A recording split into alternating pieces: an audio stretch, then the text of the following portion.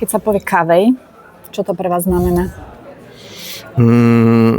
Samozrejme káva, pretože veľmi vo mne zarezonovalo tie krátke skeče, na základe ktorých vznikol film KV1.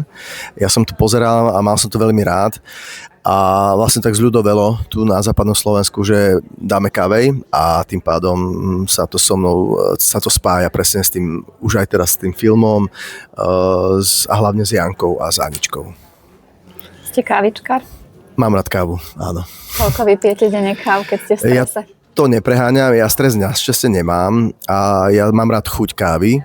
Čiže ja si tak ráno dám jednu, potom si dám v práci druhú, potom si dám tretiu, 3, 4 maximálne. Vrátime sa ešte k filmu, ale či sú nejaké ešte také povzbudzováky, ktoré vám pomáhajú proste ráno vstať z postele alebo byť fit pri fyzicky aj psychicky, keď to treba, okrem kávy? Nepoužívam žiadne preparáty. Rád si zacvičím. V podstate si vlastne už aj musím zacvičiť, keď sa ráno zobudím, tak musím sa ponaťahovať. Dám sa na zem na 4 a cvičím si také svoje zostavy, ktoré mám v rámci zdravého chrbátu, pretože potrebujem posilňovať chrbát každý deň, aby som bol schopný vôbec akože existovať. A káva a potom vlastne nič, len dobrá nálada. Myslím, že to častokrát stačí. Zrádza vás chrbát pre niečo? Áno, chrbát nemám v poriadku, ale je to fajn, lebo viem, že čo mi funguje, že musím cvičiť dennodenne a je to doživotný pohyb pre mňa, pretože inak by to asi možno bolo zlé, lebo už som mal obdobie, kedy som nemal čas, necvičil som a pocítil som na sebe veľmi, že ten pohyb je pre mňa dôležitý, nielen pre mňa, proste pre každého a v určitom veku je to nevyhnutné. Fungujete s fyzioterapeutom alebo si vystačíte sám? Mám fyzioterapeuta, s ktorým sa stretávam raz za čas, ktorý ma tak akoby vždy tak ponastavuje, ale ja si tie zostavy, tie cviky cvičím doma sám a naozaj mám pocit, že úplne že na dennej báze to musí proste byť. Sú nejaké role v divadle alebo vo filme, seriály, ktoré vám zvlášť spôsobujú nejaký problém s chrbátom? Nie je žiadna úloha, ktorá mi spôsobuje nejaké bolesti.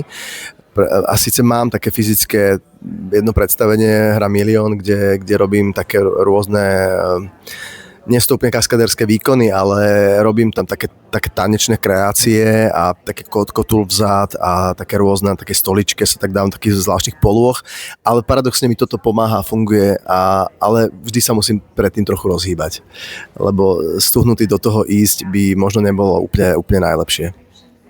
Vy a športy? Športy? Chodím plávať.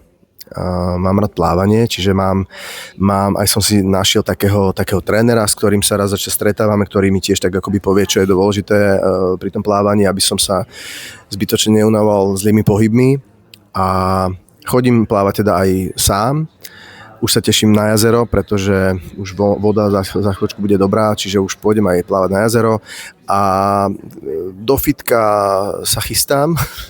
Stále som si nenašiel ten priestor, ale už aj na toto sa chystám a ja si musím veci naplánovať a keď sa naplánujú, tak sa to vždy snažím nejako splniť a takže tento plán ma teraz iba čaká, ale to chcem využiť trochu aj tak akoby fyzicky náročnejšie ako doteraz, lebo je pravda, že ja som fitko kedysi mal veľmi rád, potom som na nejaké obdobie skončil s fitkom a teraz je presne ten čas, kedy je dôležité popri rehabilitácii dať si aj také nejaké silové tréningy, to telo trochu naprúžiť, pretože cítil som sa oveľa lepšie, keď som pravidelne cvičil aj vo fitku. Spomínali ste, že voda už uteplieva, čiže nie ste ľadový medveď? Nie. Práve kvôli tomu chrbatu ja až tak úplne do vody, do také ľadovej by som možno nemal chodiť, alebo sa možno iba tak trochu zbytočne bojím, ale tá studená voda je dobrá, keď je človek zdravý. Akože fyzicky, myslím, chrbát a všetko, keď má v poriadku, tak je to určite liek, ale keďže mám ten chrbát ako mám, tak radšej tam nechodím. Čakám, kým sa oteplí. Takže keby ste si mali vybrať nejakú dovolenku pri mori, tak Chorvátsko to asi nebude. Ja z mojich skúseností tam studená voda. Je tak studená voda radšej. v Chorvátsku, ale to je v poriadku. Tá už má okolo 10-12 stupňov, to je dobré, ale také tie dvojstupňové vody v zime obdivujem všetkých ľadových medveďov, ktorí to dávajú. Ja som mal tendenciu jednu jeseň takto dávať a aj som chodieval, do nejakého novembra som to zvládal bez problémov, ale potom som už prestal, lebo už tá voda bola naozaj veľmi chladná a bál som sa, lebo to presne len tie svaly stuhnú a keď stuhne to v rámci toho chrbátu, tak to možno nebude dobré.